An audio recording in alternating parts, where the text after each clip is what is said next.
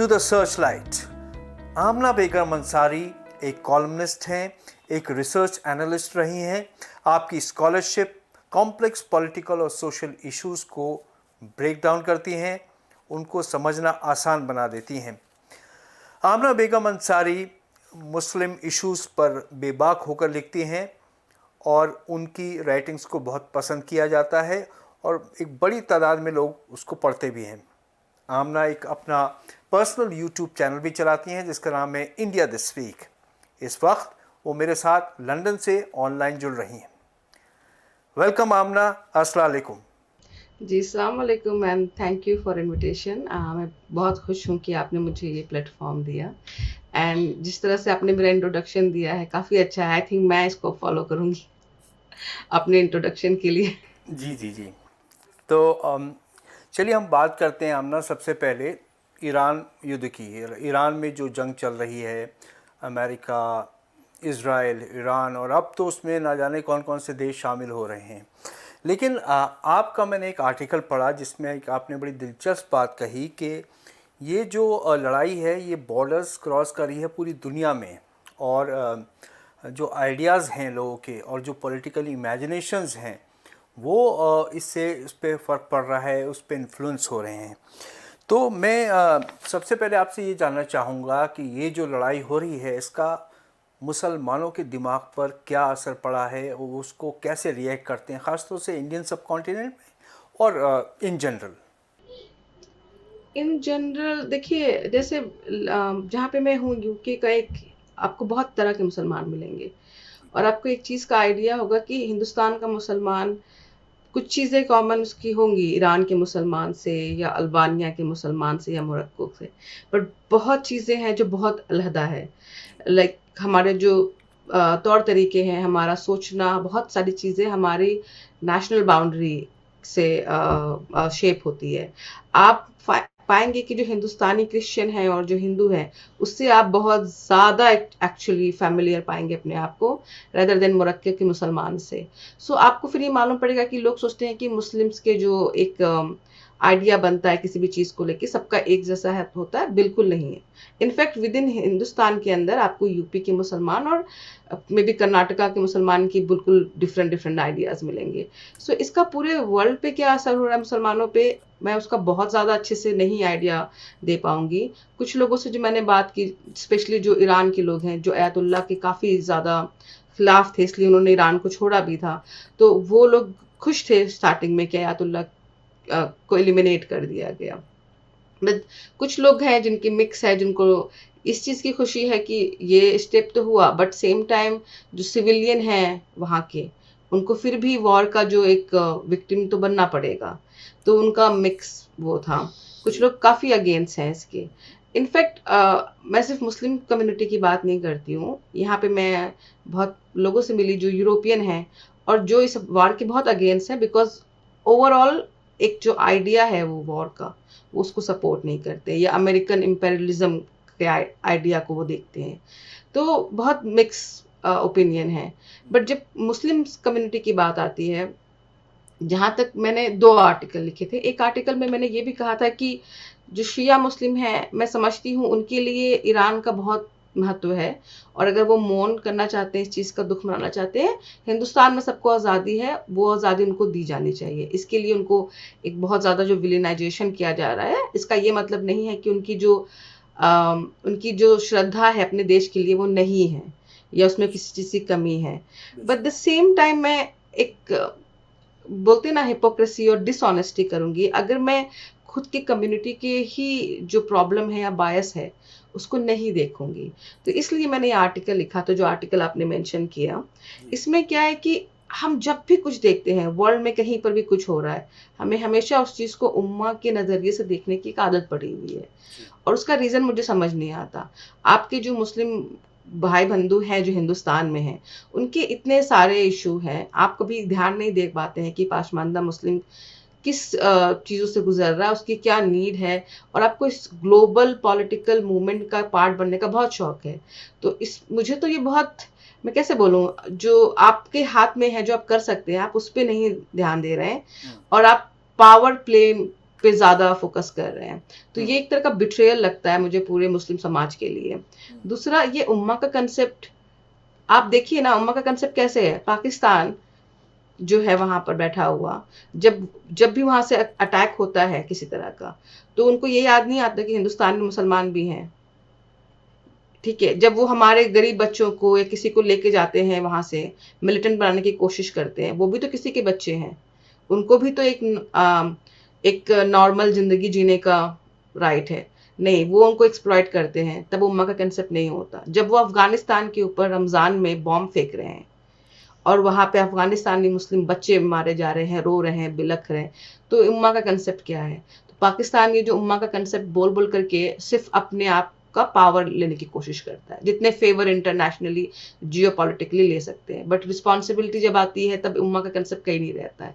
तो ये जो बेवकूफ बनाया जाता है एक ऑर्डिनरी मुस्लिम को उम्मा उम्मा बोल के, मुझे लगा कि मुझे नॉर्मल मुस्लिम्स के लिए लिखना पड़ेगा। उनको ये सच्चाई दिखानी पड़ेगी कि जो आपका लीडर चिल्ला रहा है उम्मा उम्मा, उसको आपसे कुछ लेना देना है नहीं। वो इस उम्मा के नाम पे जो है एक अपना फायदा देखते हैं, एक अपना पावर प्ले देखते हैं। तो उसी को मैंने हाईलाइट किया था। ठीक है, वॉर होती है तो उसका इम्पैक्ट सिर्फ वॉर इमीडिएट विक्टिम और जो हो रहा है वही नहीं होता है। एक आइडियोलॉजिकल जो इम्पैक्ट है वो क्रॉस द वर्ल्ड होता है, एंड मुस्लिम वर्ल्ड भी ऑफ कोर्स इसमें शामिल है। स्पेशली शिया मुस्लिम का बहुत ज्यादा कनेक्शन है। बट इसका ये मतलब नहीं है कि हम एक ऐसे आइडिया को रीस्टार्ट करें या अपने लाइफ में वैल्यू दें जिसकी कोई जगह नहीं है मॉडर्न वर्ल्ड में, जो कि नेशन बेस्ड है। जी, आमना, मैं आपके इस बात से इत्तेफाक रखता हूँ कि हम अक्सर उम्मा उम्मा करते रहते हैं, और लेकिन अगर हम इस कॉन्सेप्ट को देखें तो एक नोशनल कॉन्सेप्ट ज़्यादा नज़र आता है बजाय एक प्रैक्टिकल कॉन्सेप्ट के। क्योंकि जब हम बात करते हैं कि अफ़गानिस्तान और पाकिस्तान में जब लड़ाई होती है, अफ़गानिस्तान बॉम्ब करता है अफ़गानिस्तान को, पाकिस्तान बॉम्ब करता है अफ़गानिस्तान को।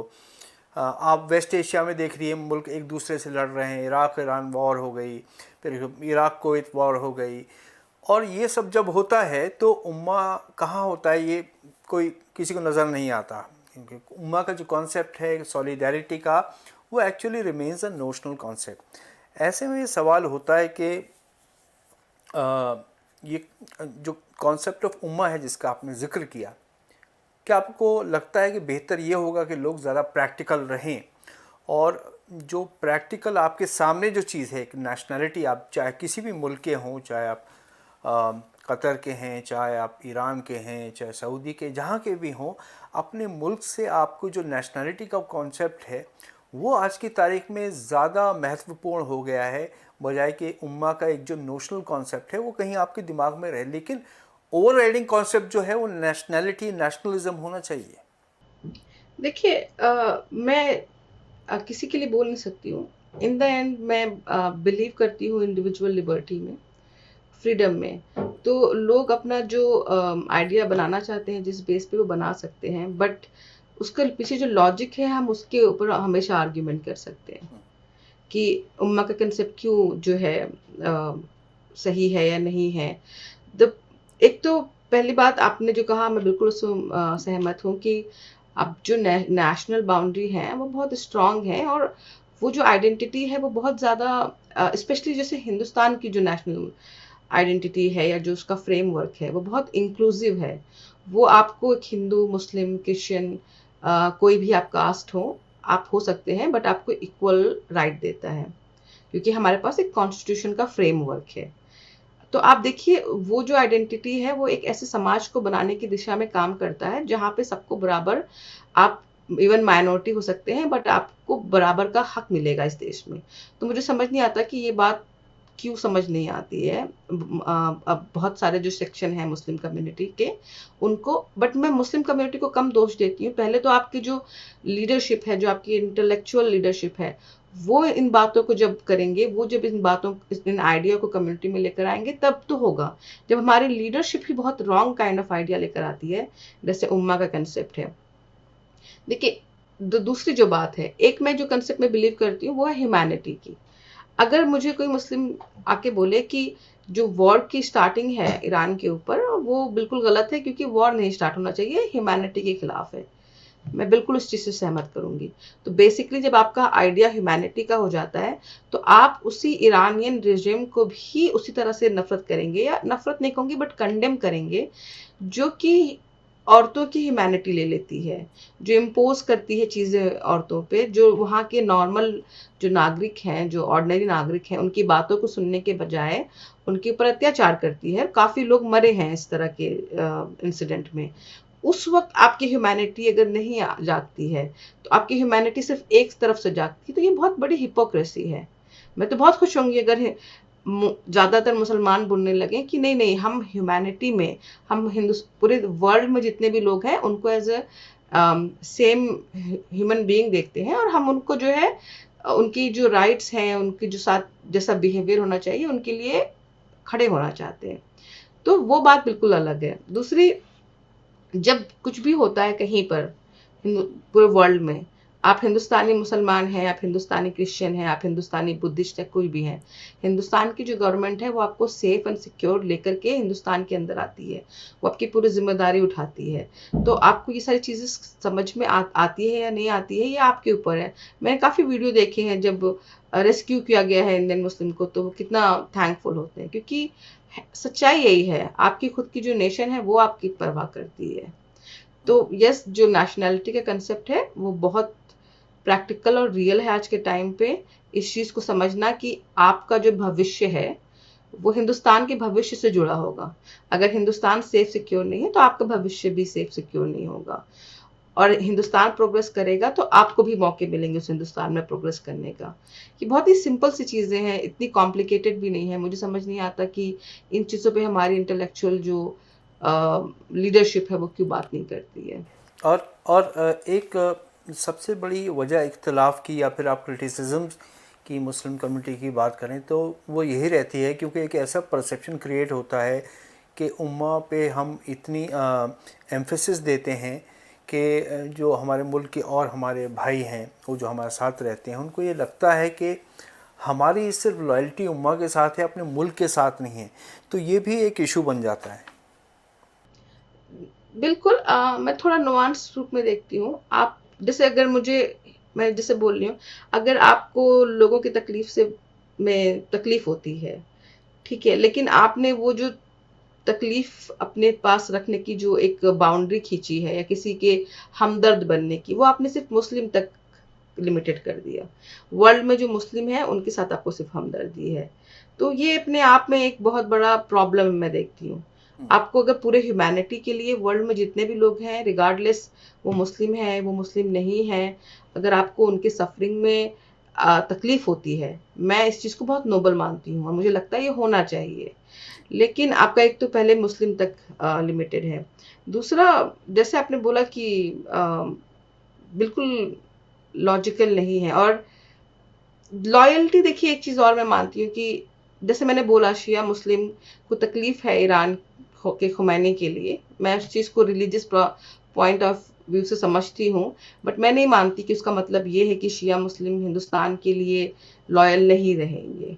लोग इस चीज़ को बहुत वो भी करने की कोशिश करते हैं, लाइक वेरी कंट्राडिक्शन। जैसे कि आप अपने देश के लिए लॉयल हो सकते हैं और अपनी फैमिली के लिए भी लॉयल हो सकते हैं।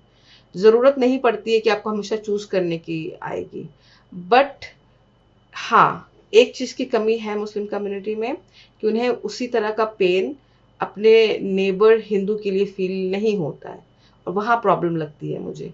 जब आपको तकलीफ़ होती है ईरान के मुस्लिम के लिए, बहुत ठीक है, उनके अगर वॉर में है वो, उनको तकलीफ़ हो रही है, आप उनकी ह्यूमन राइट की बात करिए। बट सेम टाइम पे बांग्लादेश में जब माइनॉरिटी हिंदू कम्युनिटी के साथ एट्रोसिटीज़ होती है, तो भी आपको वैसे वॉइस क्यों नहीं उठाई जाती है, जो कि आपके बहुत नज़दीक है, आपके बिल्कुल, कहते हैं ना, आपके आंगन में है। या जी। पाकिस्तान में जो होता है कई बार, हिंदू और जो बच्चियां हैं वो अबडक्ट कर ली जाती हैं, उनको ज़बरदस्ती धर्म परिवर्तन करा दी जाते हैं। जितने भी केस हों, 2% भी अगर हों, 1% भी हों, बट वो एक केस है। उस बारे में हमारे कम्युनिटी के अंदर एक जागरूकता क्यों नहीं है? हमारे पास ऐसी लीडरशिप क्यों नहीं है जो इन चीज़ों के बारे में भी बात करे और बताए। और मुझे पूरा भरोसा है कि जो नॉर्मल लोग हैं, अगर उनको ये मालूम पड़ेगा कि अच्छा पाकिस्तान में ऐसा हो रहा है, वो इस चीज को सपोर्ट नहीं करेंगे। उनके वो बिल्कुल बोलेंगे ये गलत चीज है, बट वो बात ही नहीं होती है, वो अवेयरनेस ही लेकर नहीं आया जाता है। तो ये प्रॉब्लम है हमारी कम्युनिटी में, और इसकी क्रिटिसिज्म होनी चाहिए। और of course I think new generation में से ऐसे लीडरशिप आनी चाहिए जो इन चीजों पे बात करे और ज्यादा कम्युनिटी से जुड़ के बात करे, तो अवेयरनेस फैलाई जा सके। और मुझे लगता है गलतफहमी होती है कि ये बात मान ली जाती है, एज्यूम कर लिया जाता है कि अगर गाज़ा में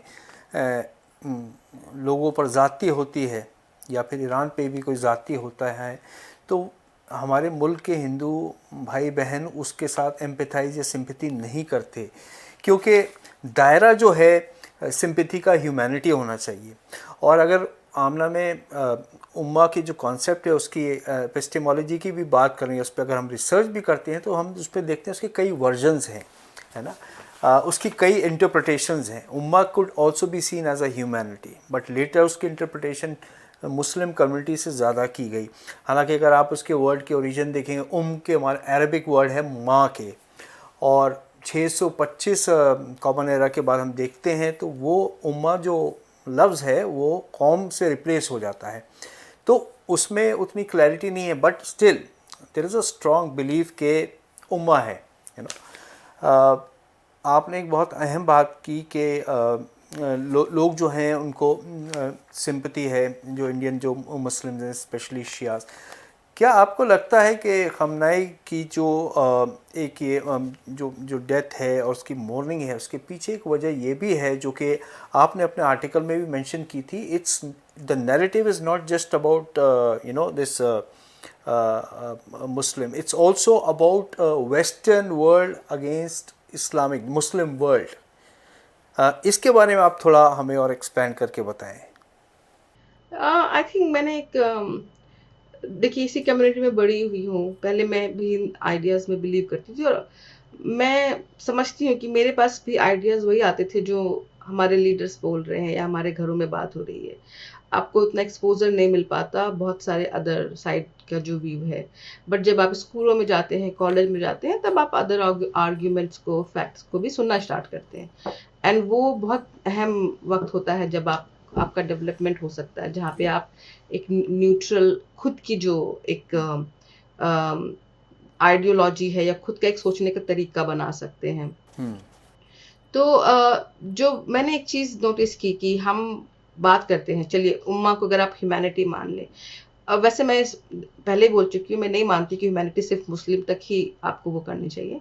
आपने मान लिया कि ठीक है, मुस्लिम ह्यूमैनिटी को हम जो है सपोर्ट करते हैं और हमें बहुत तकलीफ होती है, लेकिन आप हमेशा देखेंगे कि उन मुस्लिम विक्टिम्स की ज्यादा बात की जाएगी जहाँ पे कहीं ना कहीं जो लोग ऑपरेस करने वाले, मतलब मुस्लिम कम्युनिटी सोचती है कि अटैक करने वाले और ऑपरेस करने वाले लोग नॉन मुस्लिम हैं, जो कि मुस्लिम कम्युनिटी से नहीं है। आप ये देखेंगे कि जहाँ पे मुस्लिम ही मुस्लिम को अटैक कर रहा है, मुस्लिम ही मुस्लिम को ऑपरेस कर रहा है, वहां बात नहीं होगी। अगर यमन की बात नहीं होगी या फिर कोई ऐसी सेक्रेटेरियन जहाँ पर सुन्नी मुस्लिम शिया मुस्लिम को ही मार रहा है, वो बात नहीं होगी। जब मुस्लिम अहमदी मुस्लिम को ही उनका राइट नहीं देना चाहते, वो बात नहीं होगी। तो ये जो अस वर्सेस देम का जो एक कंसेप्ट है, कहीं ना कहीं अभी तक बहुत जिंदा है हमारे माइंड में। इसीलिए जो हमारी ह्यूमैनिटी है वो भी सिर्फ मुस्लिम तक ही रह जाती है, और वहां पे जो है अपने आप को एज अ बोरोड विक्टिम मैं बोलूंगी, क्योंकि ये विक्टिम जो रियलिटी में है वो पैलेस्टाइन के लोग हैं। और ठीक है, जो वहां पे हो रहा है आप उसके साथ सिंपैथी रख सकते हैं, बट ये सिर्फ सिंपैथी नहीं होती है, ये सिर्फ ये नहीं होता कि हमें इसका सोल्यूशन चाहिए। एक बोरोड विक्टिमहुड आप बॉर्डर से यहाँ ला करके अपने आप को भी बहुत विक्टिम के साथ देखते हैं, इन सब चीज को अपने आइडेंटिटी में इंक्लूड कर देते हैं, और एक फिर आउटरीच के मोड में जीते हैं, जो कि एक बहुत अच्छी बात नहीं है आपके मेंटल हेल्थ के लिए भी। तो ये चीज जो है मुझे लगता है कि एक इशू है जो हमें बात करनी होगी अपनी कम्युनिटी में। आपने एक अपने जो आपने एक वीडियो बनाया था उसमें ये मेंशन किया था कि आपने जो ओप्रेसर और ओप्रेस्ड की बात की, उसमें ईरान में भी हमने देखा कि काफ़ी प्रोटेस्ट हुई थी, वहाँ की जो स्पेशली वुमेन और ये सब ये लोग बाहर निकले, उन्होंने प्रोटेस्ट किया अगेंस्ट द अथॉरिटेरियन रिजीम। और लेकिन जब ये लड़ाई होती है तो उसमें वो सारी ज़ातियाँ जो कि विदिन हो रही हैं ईरान में, उसको नज़रअंदाज कर दिया जाता है। ये एक बड़ा इशू है जो आप कह रही हैं कि जो हिपोक्रेसी हमारी रहती है विद इन द कम्युनिटी, कि हम वी कांट सी डिस्पैशनेटली, या उसको वाइडर एक पर्सपेक्टिव में हम नहीं देख पाते, और खाली विक्टिमहुड जो है वो ओवर राइडिंग होती है, and we work in binaries of victimhood और अग्रेशन। क्या हल हो सकता है इसका? क्या आपको लगता है मुस्लिम कम्युनिटी में, क्योंकि आप काफ़ी गौर करती हैं, आप चिंता करती हैं मुस्लिम इश्यूज़ पे, what can be done to get rid of this? काफी देखिए, बहुत सारे ऑर्गेनाइजेशंस हैं, छोटी छोटी पहल चल रही है, जिससे ये मालूम पड़ता है कि जहां तक मैं देख सकती हूँ कि इनिशिएटिव स्टार्ट हो गए हैं। इसका हल तो यही हो सकता है कि हमें बहुत ऑनेस्टी के साथ बात करनी पड़ेगी, बट उस ऑनेस्टी के साथ बात करने के लिए जो मुझे सबसे पहला ऑब्स्टेकल दिखता है वो है कि हमारे कम्युनिटी में डिसेंट्स के लिए जगह नहीं है। आप अगर बात करें जो चीजें वो सुन के बड़े होते हुए आए हैं, तो वो तुरंत अफेंड हो जाते हैं, उस पर उनका बहुत अग्रेसिव बैकलैश जैसा आता है। ये सबसे बड़ी, आई थिंक, मुझे लगता है कि मतलब अभी हर्डल है। एक कम्युनिटी कभी भी तरक्की नहीं कर सकती है अगर वहां पे वैचारिक, जो कहते हैं ना, डिसएग्रीमेंट के लिए जो जगह ना हो, बहुत ही तरह तरह के पैरेलल विचार साथ में ना खड़े हो पाए। जब हमारी कम्युनिटी उसके लिए रेडी नहीं होती है, वो सबसे बड़ा हर्डल है। दूसरा, सोशियो इकोनॉमिक इशू तो है ही। जैसे अगर आमना अलग सोच सकती है तो उसका बहुत सारा रीजन है कि आमना को बहुत एक्सपोजर मिला है, वो उसने जगह जगह जाकर के लोगों से बात की है, उसने तरह तरह की बुक पढ़े हैं या डिफरेंट डिफरेंट आइडियाज और विचारों को सुना है। बहुत सारे जो लोग हैं जो सिर्फ अपने ब्रेड एंड बटर के लिए ही स्ट्रगल कर रहे हैं, मैं उनसे ये उम्मीद नहीं रख पाऊंगी कि वो कुछ वैचारिक चीजों, बिकॉज ये भी एक तरह की थोड़ी सी तो प्रिविलेज मैं मानूंगी कि कोना है, प्रिविलेज का कोना है, जहाँ पे आपको इतना मौका मिलता है कि आप ठहर सकें और सोच सकें और अपने विचारों को फॉर्म कर सकें। लेकिन लेकिन आप आमना, मैं यहाँ आपको काटूंगा कि बात को काट रहा हूँ कि आपने इंटेलेक्चुअल्स की बात की। चलिए, अगर ऐसे लोग हैं जिनके ब्रेड एंड बटर है और वो इस तरह की वैचारिक उनको लिबर्टी या उनकी प्रिविलेज नहीं है सोच करने का, लेकिन हमने देखा है कि हमारी जो सोसाइटी में इंटेलेक्चुअल्स हैं उनमें भी ये मादा नहीं है। वही मैं क्या आ रही कहेंगे? थी उसी जी। बात पे कि मैं उनको उतना दोष नहीं देती हूँ, मैं उनको समझती हूँ, बट फिर मैं देखती हूँ कि जो लोग लीडर है हमारे, देखिए, अगर आप मतलब, मैं ओवैसी में को मैं क्रिटिसाइज भी कर सकती हूँ, मैं कुछ चीजों से उनसे सहमत भी करती हूँ, बट जहाँ पे वो कॉन्स्टिट्यूएंसी है उनकी, आप वहां पे देखिए, गरीबी सबसे ज्यादा है आई थिंक उस प्रदेश में। तो वहां पे जो लोग रह रहे हैं वो तो मुस्लिम है ना, तो ओवैसी क्या कर रहे हैं उन लोगों के लिए? वो सिर्फ एक तरह का स्पीच देंगे, या बहुत सारे लीडर हैं जो अपने पॉलिटिकल करियर में भी रिलीजन को लेकर के आते हैं, हमें इस्लाम बचाना, इसमें इस्लाम बचाने की क्या जरूरत आ जाती है? आपको पूरी फ्रीडम है, आपका इस्लाम बचा हुआ है, आप अपनी तरह से प्रे कर सकते हैं, आपको वोट करना है इस बेस पे कि आपको किस तरह से फैसिलिटीज मिलेंगी जो स्टेट देता है। तो आपके लीडर तो आप चूज कर रहे हैं ना, जो नाम पे मुस्लिम हैं या जो लोग हैं।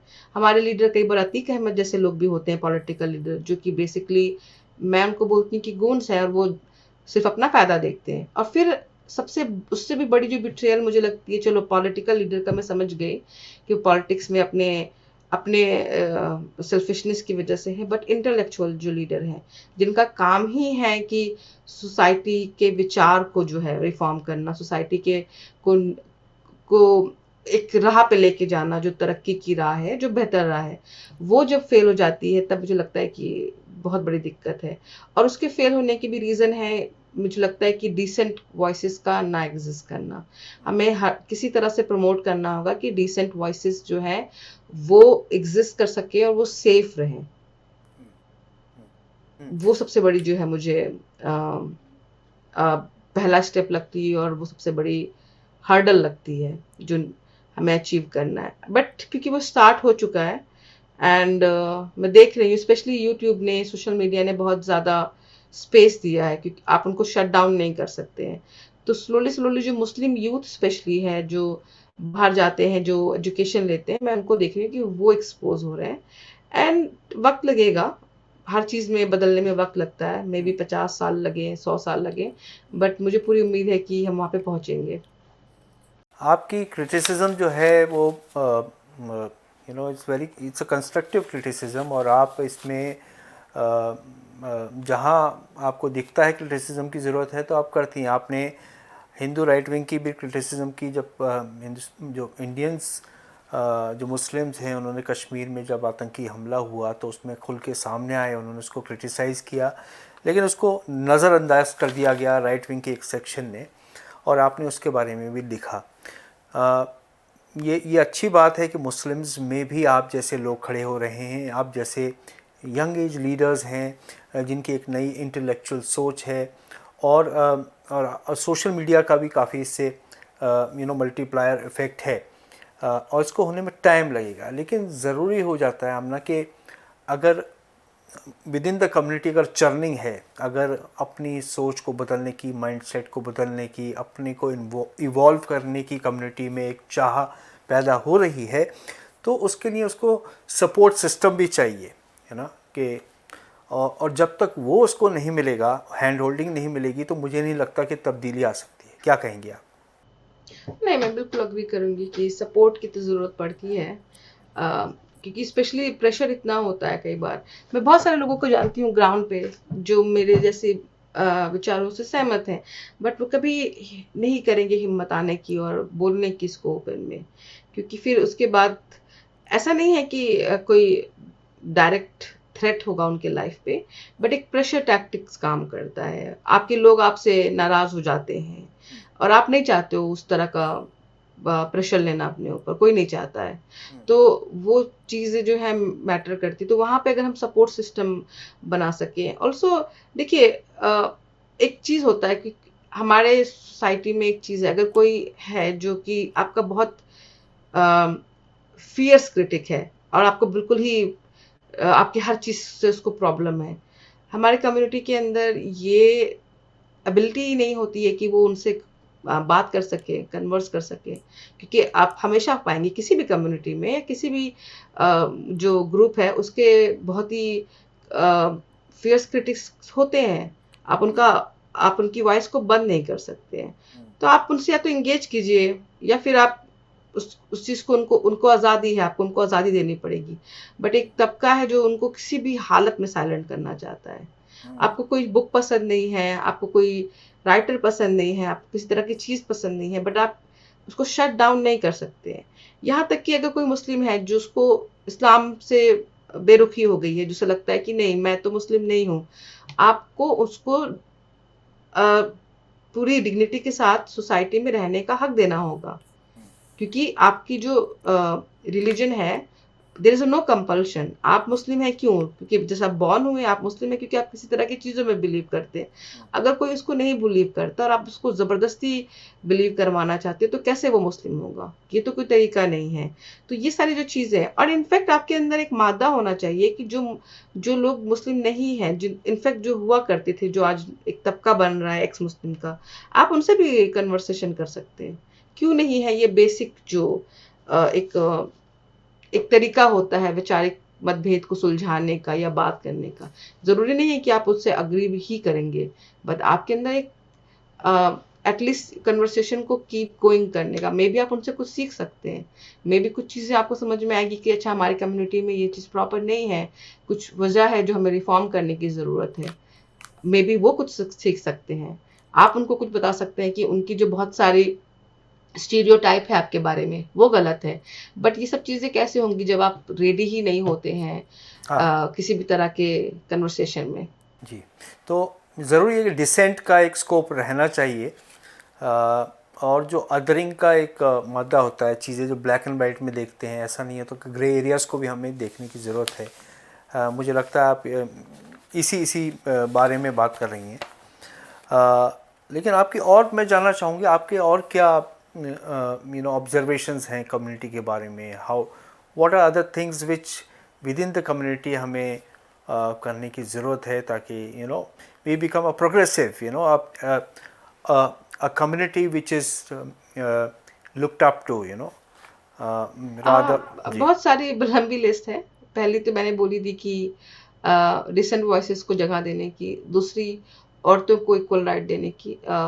मैंने जो मिसोजिनी देखी है अपने कम्युनिटी में, आई मीन अदर कम्युनिटी में भी है, बट मुझे लगता है कई बार कि शायद 1 या 2 डिग्री ज़्यादा होंगी, लेकिन जो भी आप बोलें इसको, बहुत ज़्यादा है, जहाँ जेंडर रोल बहुत तरीके से स्टैब्लिश्ड है।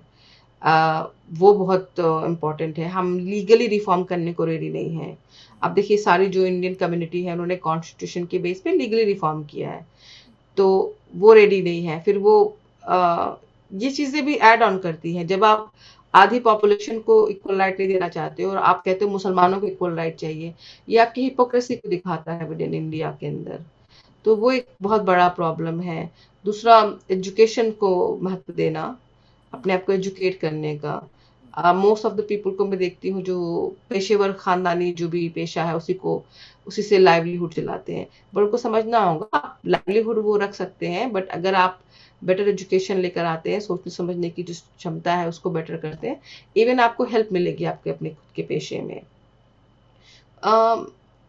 दूसरा, ये जो हमेशा है कि हम विक्टिम हैं, उसको छोड़ करके एक हम नेशन के बिल जो एक होता है ना निर्माण में कैसे पार्टिसिपेट कर सकते हैं। तीसरा, अपने ह्यूमन राइट का अवेयरनेस, और अपने ह्यूमन राइट के लिए आवाज भी उठानी चाहिए। मैंने कभी नहीं कहा कि जब मुस्लिम जेन्युइनली कभी विक्टिम बनते हैं किसी भी तरह के सिस्टमैटिक डिस्क्रिमिनेशन का, उसके लिए आवाज नहीं उठानी चाहिए, बट आपकी तो खुद की कम्युनिटी इंटेलेक्चुअल्स की और इन चीज़ों की तैयारी नहीं हो रही है, तो कौन ह्यूमन राइट्स के लिए आवाज़ उठाएगा? तो बहुत सारी लिस्ट है, उनसे सारी चीज़ों पे काम करना है और एक सच्चाई भी एक्सेप्ट करनी है। देखिए हम दहेज लेते हैं, फिर हम बोलते नहीं इस्लाम में दहेज नहीं है, बट प्रैक्टिस तो आप उन चीज़ों की करते हैं ना। इसमें इस्लाम की बात कहाँ से आ जाती है? अगर मैं किसी भी चीज़ों की बात करूंगी जो ग्राउंड पे एक रियलिटी है कि दहेज का एक रियलिटी है हमारे यहाँ, तो आप तुरंत बोलेंगे हमारे, तो एक इस्लाम को आप ले आते हैं एज अ डिफेंसिव टूल।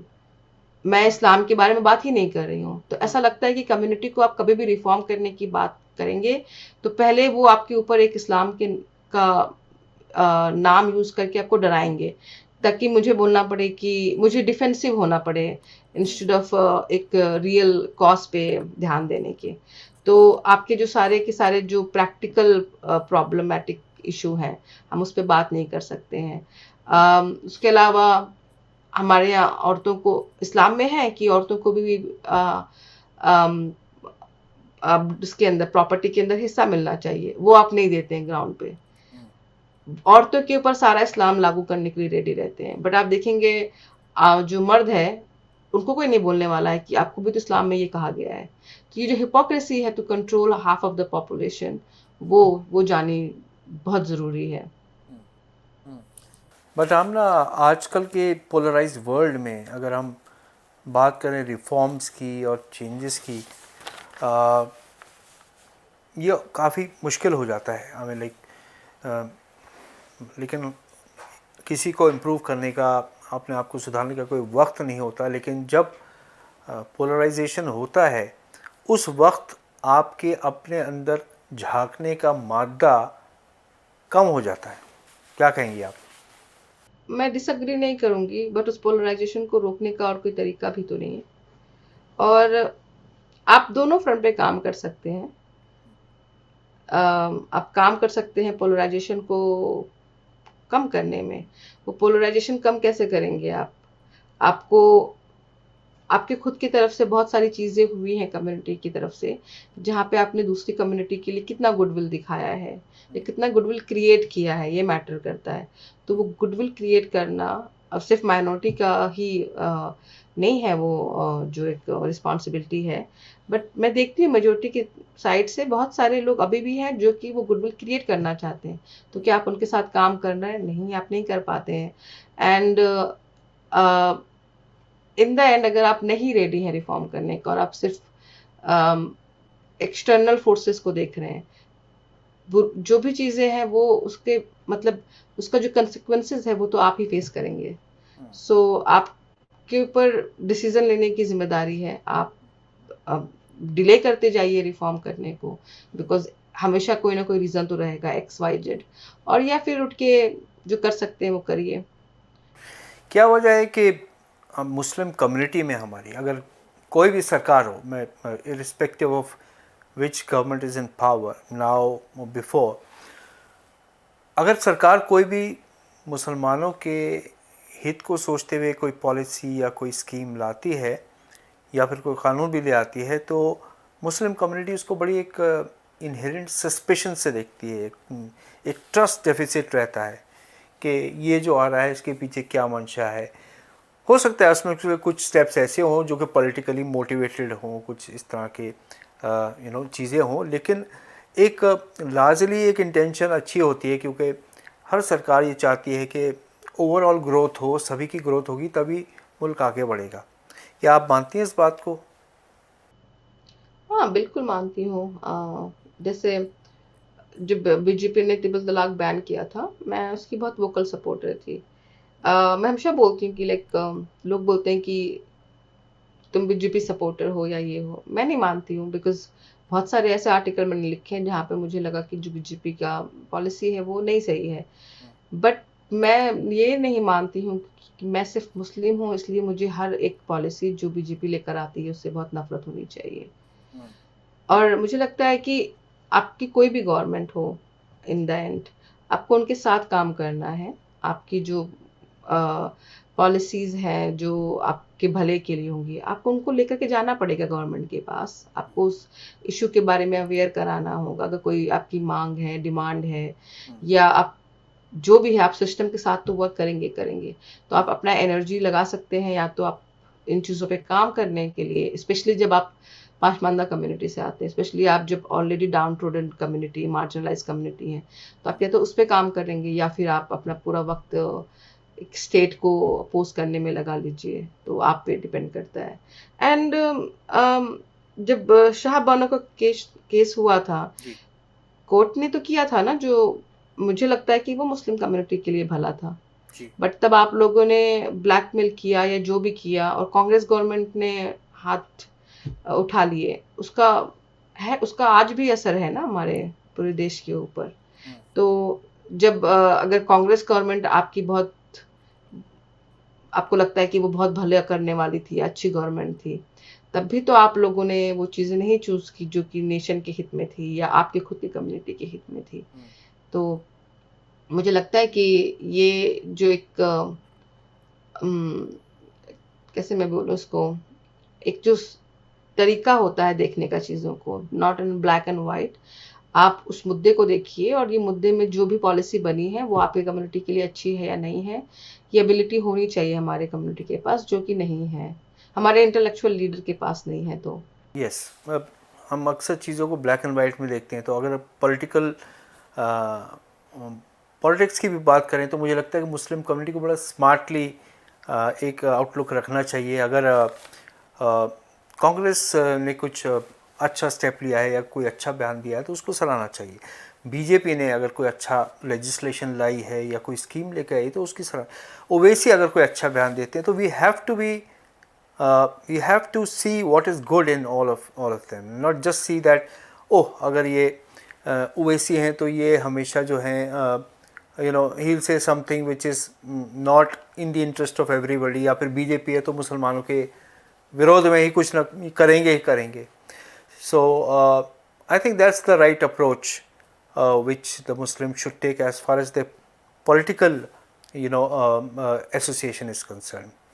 आमना, आपसे बात की बहुत अच्छा लगा, और आपके क्योंकि जो व्यूज़ हैं, ओपिनियन जो आप बनाती हैं, that is very valuable, and I am sure कि ये इससे कम्युनिटी को, मुस्लिम माशरे को इसका एक बड़ा फ़ायदा होगा, पूरे मुल्क को फ़ायदा होगा। बहुत बहुत शुक्रिया Amna. Thank you for invitation and hopefully जो हमने अभी बातें की है ये भी पहुंचे कम्युनिटी तक। होपफुली और कन्वर्सेशन स्टार्ट हो कम्युनिटी में इंशाल्लाह। और हम चाहेंगे कि आपसे और भी ज़्यादा इंटरव्यूज़ करें ताकि आपके आइडियाज़ लोगों तक पहुंच सकें। शुक्रिया। शुक्रिया।